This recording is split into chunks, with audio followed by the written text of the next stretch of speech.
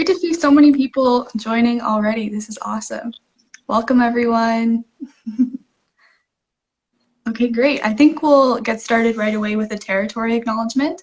I'm joining today from the lands of the Lekwungen peoples, and I also want to acknowledge the Songhees, Esquimalt, and Wassanic nations that have relations to this land that continue to this day. I think in light of our conversation about the fall return, it's important to acknowledge those relationships and acknowledge that we need to respect those relationships as we return to our campus. With that being said, either Susan or Kane, do you want to give a territory acknowledgement for where you're joining from?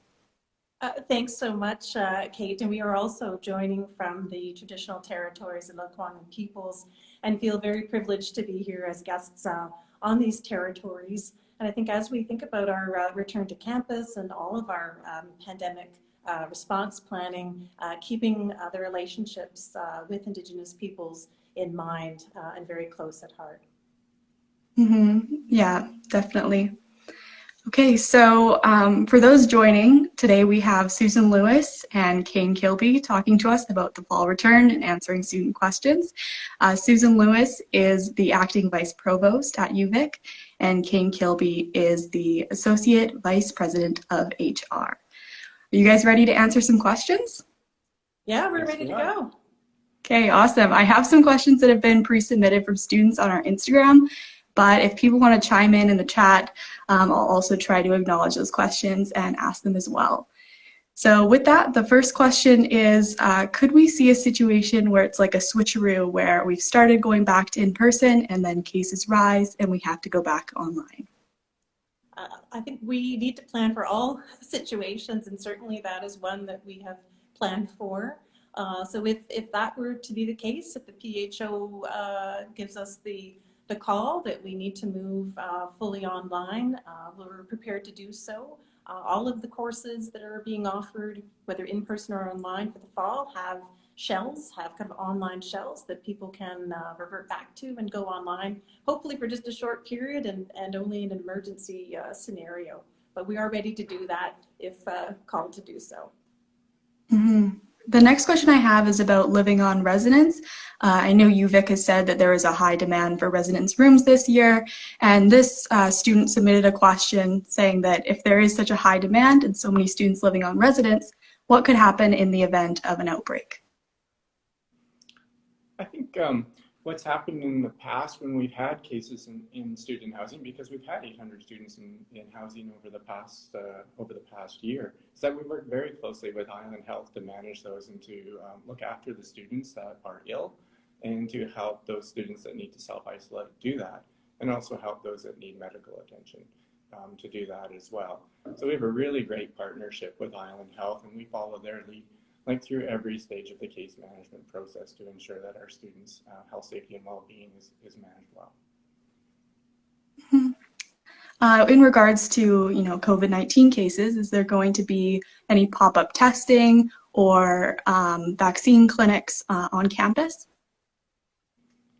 Yes, actually, we've again got a really great. Yeah, you want to go? You want to go? We've got a great partnership with Island Health, not just for case management, but also with respect to vaccine availability. And of course, we want to encourage everyone who can to be vaccinated, and so we've created a partnership with Island Health to have vaccine clinics here on campus through September. So lots of detail about to come out on that. It's just hot off the press as of 2-3 days ago that we have the firm commitment from Island Health. So we're very excited and pleased to be able to bring the vaccine to our community. We just want to make it as easy as possible for those who need a second dose or need to start their vaccinations once they're here, and having it right on campus is great. So. When students are actually in their courses in the fall, how can they be assured that they're going to be safe in those courses, and what can they maybe do to ensure their safety if they're a bit anxious about that? Well, we do have safety measures in place now, and we've had them, of course, throughout the pandemic. So we've upped our cleaning protocols. We've reviewed and upgraded any ventilation systems so that we've got good air circulation in place. There's still a daily health check. So our message is, if you are feeling sick, stay home, stay off campus. We're trying to make it as easy as possible to support students who are absent from classes, encouraging instructors to make it easy to share materials where feasible. So those are some of the key ones that are in place right now, and we may be adding more layers to that in the coming days and weeks. Mm-hmm. This is kind of flipping over to the international student side. Right now, there is it's difficult for people to travel to Canada from India, with flights being banned by the federal government, and that's been extended to September 21st. So we had a few students from India asking what they should do, provided that classes are in person. Thanks for the question, and I've been working really closely with our deans and colleagues in the International Student Services Wing to reach out to those students. We are getting lots of questions from them.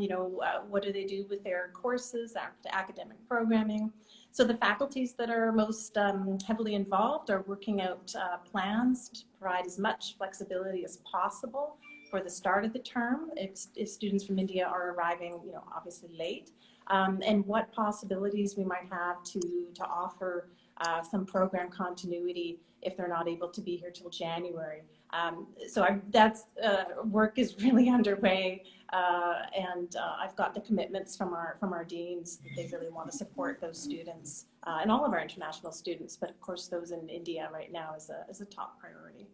Mm-hmm. I'm seeing some questions in the chat about masks, and that's actually something I wanted to ask about as well.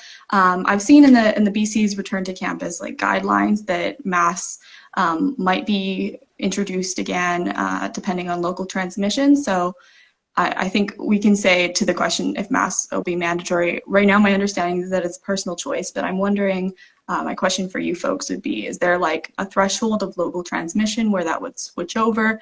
What would we be looking for in terms of that?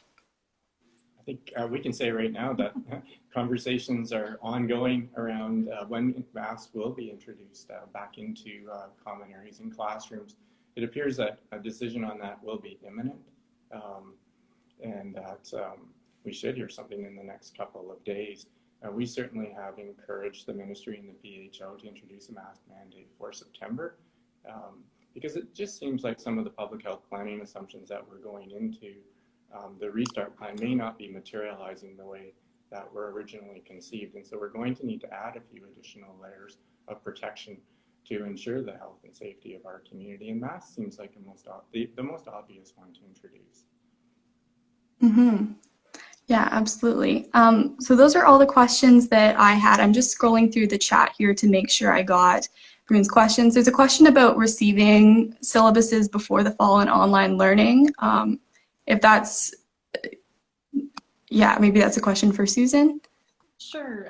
So your syllabus or course outline is something that will generally come to you the first time the class meets.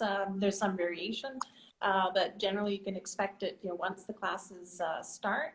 And then just around online learning for the fall, we have about 100 plus extra courses that are going fully online that would have normally been taught in person. So wanting to provide a few more opportunities for students who aren't able to come to campus. We've talked a little bit already about students based in India. And then in an ongoing way, we're hearing from some students that they like online format or a hybrid format. We're hearing that from some instructors as well. So we're looking at what that might look like moving forward as we move out of the COVID-19 pandemic. Mm-hmm. Absolutely. Well, thank you both for answering these questions today. I see we've got someone joining from Ghana, someone joining from Panama. So this is such a cool way to reach students all over the world. I also see a question about housing, which I think Ali, who runs the UVic Instagram, will probably give you some resources on that, but Keen and Susan aren't in the housing area so much.